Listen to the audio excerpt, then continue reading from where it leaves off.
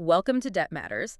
So today we're looking at a public sector notice that, well, it really gets into how government debt is managed across the United Kingdom. It does. And this isn't just some bit of administrative paperwork. This is a very detailed preview of how public collections will operate for the rest of this decade. Exactly. We're looking at these early signals from the Crown Commercial Service, the CCS, about their new Managed Debt Collection Services framework. And for any organization in this space, this kind of document a pipeline notice is, essential. It shows you exactly where the public sector is putting its focus, its resources, its thinking on arrears, all the way to 2030. So our job today is to unpack this market signal, to look at the strategy hidden inside it, from prevention all the way to using advanced data. And it's important to say this isn't the tender itself, not yet. But it absolutely lays out the blueprint for the market for the next few years. Okay, so let's start with the scale of this thing, because that really sets the scene. It does. I mean, it's a pipeline notice, which is basically an alert to the market. It's the CCS saying, get ready now. And the value, well, the value confirms this is a central pillar of their spending plans. How big are we talking exactly? The estimate is sitting at around £600 million, including VAT. Wow. Okay. Yeah, that's a colossal investment in the infrastructure of managing public debt. And the timelines they've laid out really reinforce that long-term view. Right. I saw that. The contract term is set for 4 years, isn't it? From December 2026 to December 2030. Exactly. A 4-year term with that kind of valuation tells you something. This isn't a temporary fix. No. This is the government laying out its definitive strategy for debt management.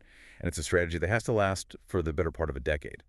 Suppliers need to get that the expectations here for delivery and compliance are being built to last. So for anyone planning to be a supplier in this space, they've got a key date for their diary, June 10th, 2026. That's the one. The estimated tender notice date, that gives the market, what, a 2-year runway? Ample time to re-engineer systems and capabilities if you need to. Precisely. They're giving everyone time to prepare for what is clearly going to be a pretty demanding set of requirements. Okay, so that's the scale. Huge. Let's get into the scope, because this is where I was a little surprised by where they chose to start the list of services. Ah, yes. I mean, when you hear debt collection services, you assume it starts with, well, collecting the money after a default. And that's the pivot, isn't it? That's the key takeaway. Right at the top of their list of core services, before they even mention collections, they have debt prevention services. That placement feels very deliberate. It's a statement of priorities. It is. It signals that this whole framework is going to put a heavy emphasis on stopping arrears from even happening. So what does that actually look like in practice? For a public body, I mean. Is this just about better customer service, or is it a complete overhaul? It's an intention to overhaul the process itself. It means suppliers will be expected to offer solutions that are all about early intervention. So, clearer, more empathetic communication. Right. And radically improving the design of payment journeys. So we're talking about things like redesigning forms, making payment options more accessible, maybe using nudges or better reminders. All of that. Think about how simple it is to pay, say, a utility bill online now compared to 20 years ago. The public sector wants to bring that same smoothness, that same user-centric design to its own interactions. So it's about making it affordability aware from day one. From day one. Instead of just relying on brute force collections down the road, they want to solve the problem before it starts. Upstream. And for you, listening to this, it means a fundamental change in the relationship you might have with these public bodies. It's an attempt to build a better, less adversarial journey. Which, if it works, benefits everyone. It minimizes the need for costly enforcement later on, and the social cost of debt is reduced. Okay, but what happens when accounts do enter that collections cycle? The notice mentions managing multiple agencies. Yes. Managed debt collection services, including managing multiple collection agencies. That phrase suggests the CCS wants to exert some serious control here. Which brings us to this term, orchestration. It's a technical word, but what does it mean in this context? It means the government is appointing a conductor for the whole orchestra. A conductor. So is that a polite way of saying centralized micromanagement? Is the CCS basically saying we don't trust the different suppliers to be consistent, so we're building a central brain for the entire supply chain?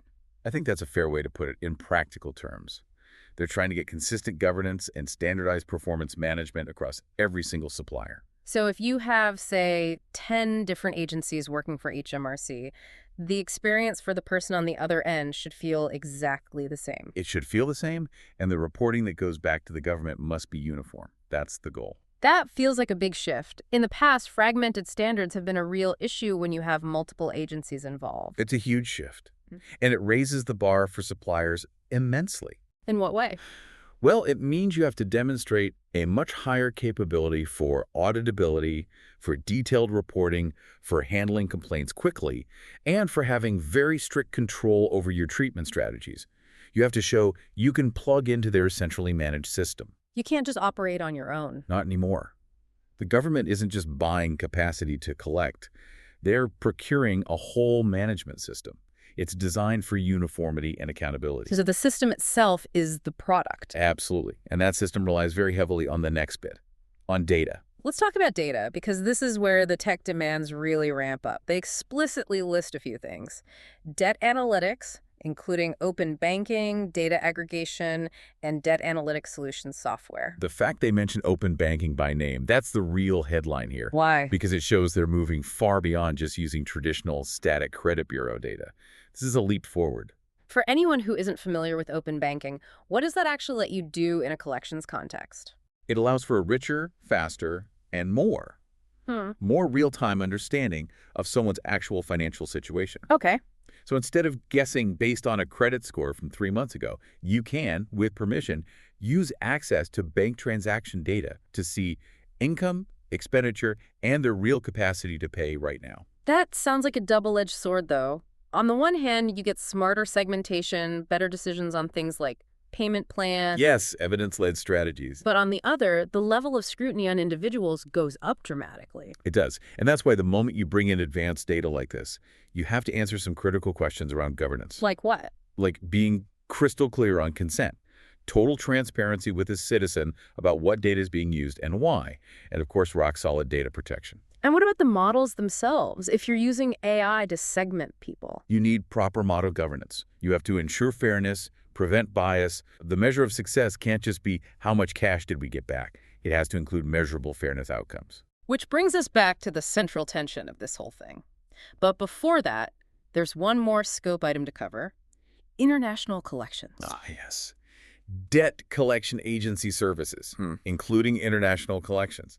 That adds a whole other layer of complexity. It seems very specific. Why is that capability so relevant for UK public bodies? Well, you have liabilities like tax or benefits overpayments where the person or their assets might be cross-border. So if someone has moved overseas or their income is coming from another country. The government still needs a way to trace them and pursue recovery in that foreign jurisdiction.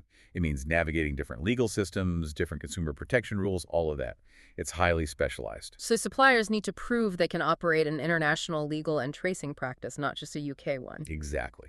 It ensures the government can maintain financial integrity no matter the geography. Okay, so we've covered the scope, the scale, the intent. But this is still just a pipeline notice. The really crucial bits are still undefined. Yes. The CCS notes that the final scope and the lot structure are still being worked out through market engagement. And that lot structure is the next piece of the puzzle, right? Because it determines who can even bid for this work. It does. Will they split it by the type of debt? Yeah. So taxes versus penalties? Yeah. Or by the value of the debt? Or will they split it between technology providers and operational delivery? How they slice that pie will shape the entire supply chain for years. It will. And then, most crucially, we have a list of possible key performance indicators, the KPIs, but we don't know the weighting. And that's where the policy tension really lives, isn't it? They give examples: cash collected, time to resolve, cost to collect. Of also vulnerability outcomes, complaint rates, and prevention measures. That list just sets up a direct conflict: the commercial incentive versus the ethical outcome. That is the ultimate question this framework has to answer. Which of those measures is going to dominate the contract? If cash collected is weighted at, say, 70%, that sends a very clear message to the market. But if vulnerability outcomes and prevention success are weighted just as highly, that demands a completely different operational and ethical model from every single supplier. So if we pull this all together, what's the overarching theme here? I think it's that this procurement treats public sector debt management as an integrated, sophisticated system. It's not just a series of reactive steps anymore. Suppliers have to prepare for much higher standards in analytics, integration, and governance. It's a modernization mandate. And for you, the key thing to watch is how the CCS resolves that internal tension. When the final tender notice arrives in 2026, the weighting of those KPIs is going to reveal the true policy priority. Absolutely. Yeah. Will the system primarily reward raw commercial efficiency, or will it mandate and measure fair treatment and vulnerability support just as strongly? And that balance between financial recovery and fair treatment, that's the central metric to follow. It is. That decision will shape debt management policy and supplier behavior for years to come. The thought to hold on to is this. As we get closer, how will the CCS ultimately define success? Because that definition tells us everything about the government's approach to citizen debt for the next half-decade.